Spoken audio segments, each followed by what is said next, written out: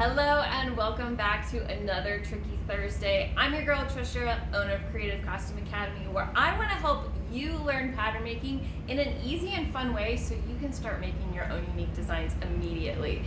So today we're going to be talking about fitting.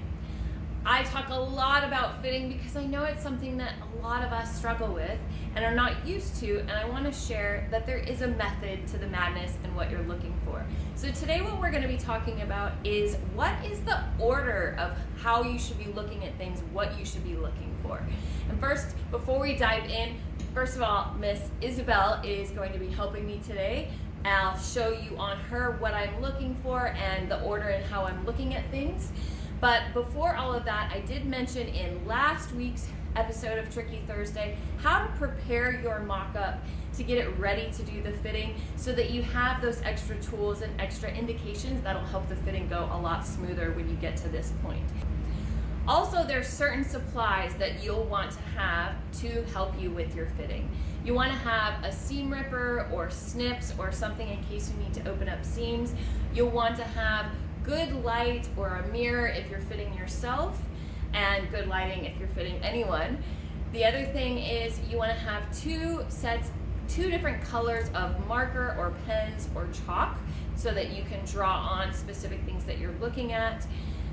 Then you want to make sure you have lots of safety pins, because using safety pins in a fitting makes it a lot easier, especially if you're taking things on and off of the body. Straight pins tend to fall out, and you can get a more accurate visual by using safety pins. So having a lot of safety pins around is always a bonus.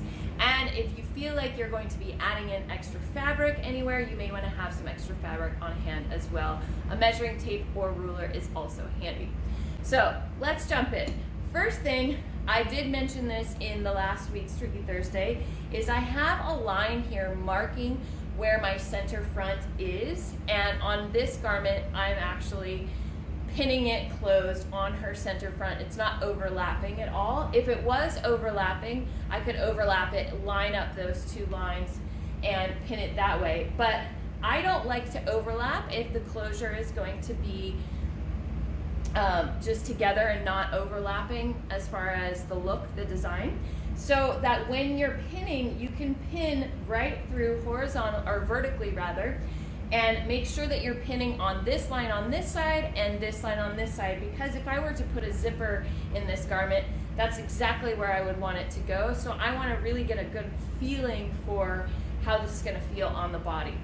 The next thing, after you've closed yourself or your client into your mock-up, the next thing I'm looking at is the level. I want to make sure if there's bust points or if there's cups or anything that indicates where the bust should be, I want to make sure that it's sitting at the right level. If I need to raise this up in the shoulders to get it to be at the right level, or open up these sides shoulder seams so that I can lower it down to where I want it to sit, that's what I'm going to look at first. So I may be getting into the seam allowance, or I may be pinching it up. If you're looking at a skirt or a pair of pants, which she has on as well, first of all, I want to mention I would fit the top and then move on to the skirt, or vice versa. I would not try to do them at the same time. That's just me. I get lost if I'm doing too much at once. So that's another thing to pay attention to. But if you are fitting a skirt or pants and not fitting a top as well, you want to make sure that that is at the right level too. So if you have pants on, you want to make sure the crotch is sitting at the right point. It's not too low, it's not too high. If it is, you want to try to lower it or raise it to where it wants to be. On a skirt, if it is more of a fitted skirt like this, or a pencil skirt, you notice she has a little bit of a curve at her hip. So I want to make sure that that curve is actually sitting on her hip. If it's a little too high, it's going to have this weird bubble. If it's a little too low, you're going to have the weird bubble lower down. So I want to make sure it's sitting in the right spot and kind of have my eye right there where I want it to be. So that's the first thing I'm looking at. After I've made sure that is in the right level, the next thing I want to look at is my side seams. So if you're on yourself, you can grab it on either side. If you're fitting someone else, I suggest you fit both sides at the same time and kind of feel. I can see that this is a little bit big on her. So I'm just kind of pulling and feeling. I don't want to make it skin tight because this isn't the look, but I can kind of get an idea. And then once I decide, okay, that's about how much I want to take in, then I can put a safety pin on one side and then the other as well. If it's too tight, then this would be a point where I could open up with my seam ripper or little snips and get into that side seam allowance and then let it out. I would open up both sides and kind of do the same thing and figure out how much I want to add. And then I can pin, after I've kind of gauged both sides, I can put a pin in to where I want that seam allowance to go. And you can do this all the way down, whether it's a pant, a skirt, or a top, jacket, anything like that. So you're looking at the side seams is your second step and making sure that that fits right and how you want it to fit on the body, utilizing that extra seam allowance that you've left in there for you. The third thing that you want to look at is any weird drag lines. If this is pulling way too tight, I might have some weird wrinkles here, and that's going to tell me, that takes a little bit more time and experience to know what those wrinkles mean. But if I'm seeing wrinkles here, I can tell that there's something going on and maybe I need to let out that seam allowance and look at that. There's different wrinkles that happen in pants.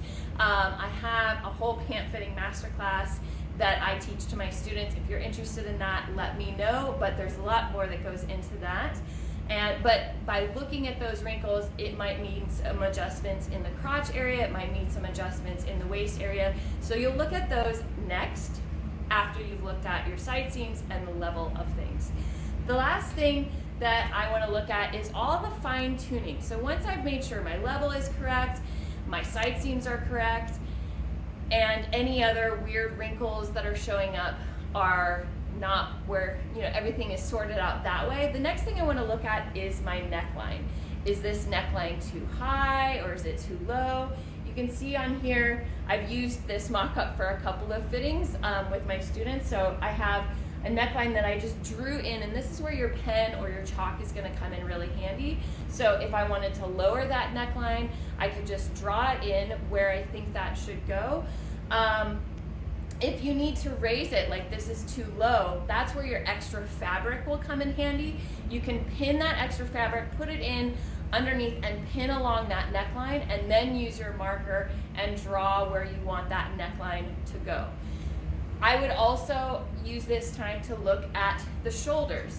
Your shoulders should hit right on your shoulder point so that wherever your sleeve would naturally be sewn into. And of course, this all depends on the design, but I'm going over just a basic, the order of how I would look at things no matter what garment I'm looking at. So I would make sure that the shoulders are correct. And again, in my previous Tricky Thursday, I said that if you have a sleeve, you might only want to put one sleeve on so that you can really look at this armhole without the sleeve getting in the way. Because if you want to move this sleeve in, like this is hanging off too much on the arm and you want to bring it up, you can draw that in. You can see I've drawn in a line before and get that in there. Draw that where you want it to go. Same thing with how I was saying you could raise it in the back. If you need to raise this armhole for any reason, you can pin some extra fabric in there, pin it so that it's inside, and then draw in where you want that armhole to go is another way if you need to raise the armhole. Or you could do the same thing up here in the shoulder. And then this is a very common fit problem that I see a lot. If you're getting some weird gapping here at the armhole or even at the neck, I always teach that you're always looking for, when you're doing fittings, is there a dart that needs to go away or a dart that needs to be added for extra room? So if there is gapping under the arm like this and you don't want that, then I suggest, and this is the way I teach fitting, that you try to pinch out that dart, create a dart. And I know maybe you don't want a dart that's there. I actually have a whole Tricky Thursday on how to get rid of that dart. if you do find one that's there. But doing these finer points, checking the neck and the armhole, that's when I would address this issue if it was coming up for me. But you pinch out a little dart, you direct it towards, if there's a seam here or another dart, you want to direct it in that direction, and then put safety pins in that area so that now it's sitting flush, it's sitting nice. So bottom line is, and that would be, any other fine-tuning things, the last thing I would point out when you're doing a fitting is you want to move in it. We don't stand like this, like we do when we're doing a fitting.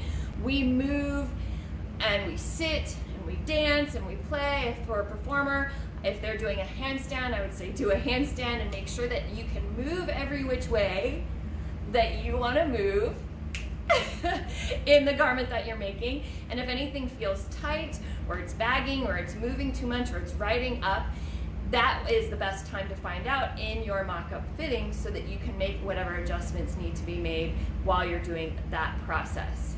My number one thing I want to point out with doing a fitting with your mock-up is do whatever you need to do with that mock-up to make it feel and look exactly how you want it to look before you call your fitting done. If that means that you need to take it off and sew in an extra piece of fabric, or cut it up and stitch those seam allowances at a lesser seam allowance, or draw all over it, or cut into it and pin something extra in, spend the time and do that with your mock-up, with the fitting. Don't trash it immediately and make 4 more mock-ups, because that's only going to take you longer in the process. Work with the one mock-up that you have and get that to a point that it fits you exactly how you want it to fit you, and then you'll be ready to go to final fabric. That's my tips for how to do a fitting. I hope you've enjoyed. If you have any questions, please reach out. I love chatting, and thank you for watching. I'll see you next week.